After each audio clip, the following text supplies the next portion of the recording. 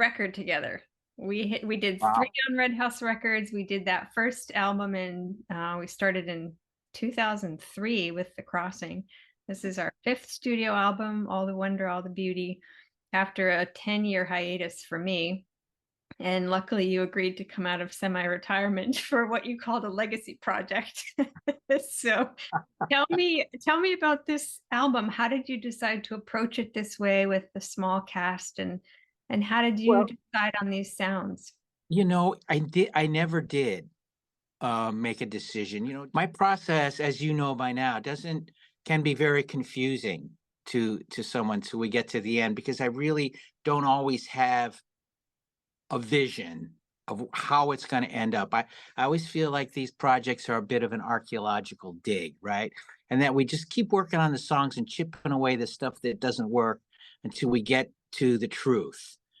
And sometimes I feel like if you start off with a vision, me as a producer, not you as a songwriter, that you might steer the project in the direction of the vision when the art really wants to breathe and have a life of its own and go somewhere else. So for me, it's a very loose rein. You brought in all the songs and you had been playing them on piano at home. And if you remember, my response was that I felt like they were all a little bit alike in your performance. The songs were always like the songs from beginning to end. But when a singer songwriter comes in with their raw material, generally whatever they're playing, their instrument or the guitar is kind of playing everything and not leaving any room for an ensemble. And which has really been my job through the years, is taking an individual and bringing them into an ensemble, which sometimes means changing what they play, Yeah. depending on their skill set.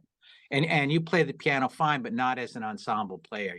We wanted to get everything into sort of a click track element into a particular time so that we could overdub things and make things easier to work with. And you were doing all this, you did a lot of this work at home, and it was kind of back to where we started. Hey, Crit, what do you think about this? And I would say that, and then you would go back and hammer away at it.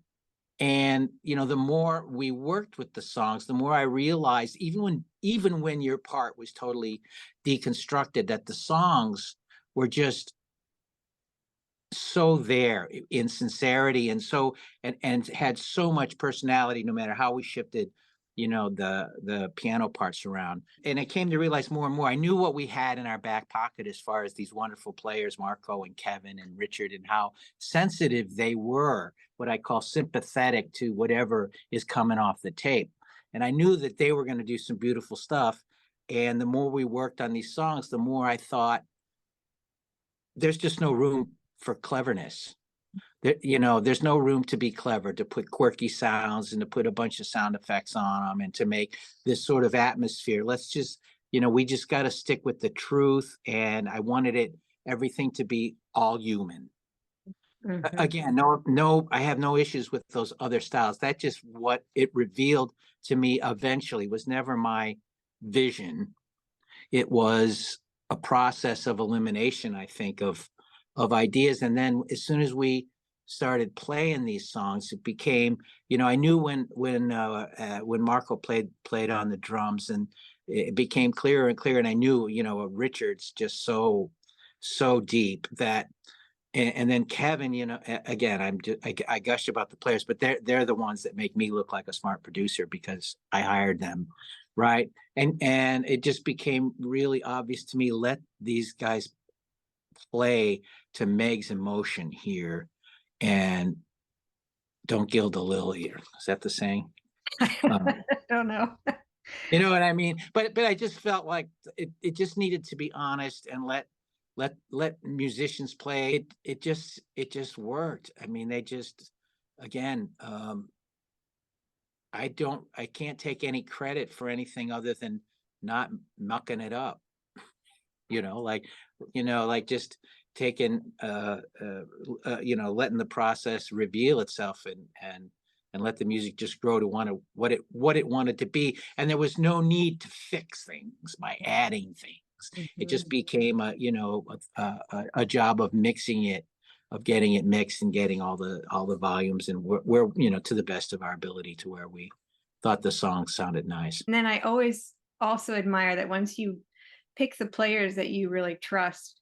You don't get in the way. You don't give them a whole lot of instruction, and you weigh in very directly when something isn't working. You don't hold back, but you also just let them do what they do. And I think some producers start giving too much direction and they kind of shut down the magic. But I watched you with these players who are just magnificent artists in their own right, and that you just hand it to them. As soon as you start directing people, they start doing what you tell them to do. And why would I tell Kevin Barry what to do? You know what I mean? I just got to sit there and go, wow. Wow. And then, because they're playing stuff beyond my imagination. I couldn't have imagined. I mean, I dreamed about it, but I couldn't imagine the specifics. And then also how they respond to one another. Some of them are used to playing together, and there's chemistry just between the players. We were just sitting there